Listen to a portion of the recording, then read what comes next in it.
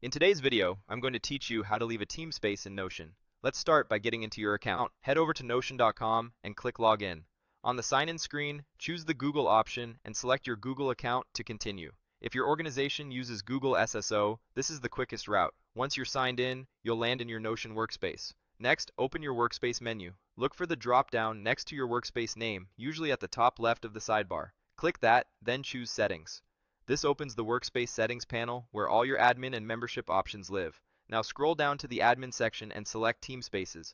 This is where you can see all Teamspaces in your workspace and manage your relationship to each one. Here's a key point before leaving. If you are the owner of a Teamspace, Notion won't let you leave until you assign a new owner.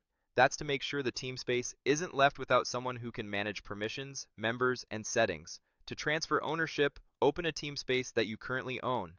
Inside the Teamspace, access the Members area by opening the Members dropdown. Look for the person you want to promote and change their role to Teamspace owner. You should see their role update immediately. Choose someone who is active and appropriate to manage content and access going forward. If you don't see eligible members, ask your workspace admin to add the right person first. Once the new owner is set, open the Teamspace's settings using the three dots menu. From there, choose Leave Teamspace.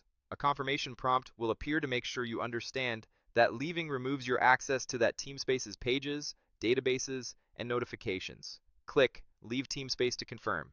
If you're not an owner and only a member, you can skip the ownership transfer and go straight to the three dots menu in the Teamspace, choose Leave Teamspace, and confirm. After you leave, the Teamspace disappears from your sidebar. If you ever need access again, you'll have to be re-invited or re-added by an owner or admin. Keep in mind that any private pages you created inside that Teamspace may no longer be accessible to you after you leave, so move or share anything you still need before confirming. That's it. You've signed in, navigated to Teamspaces, handled ownership if needed, and cleanly left the Teamspace.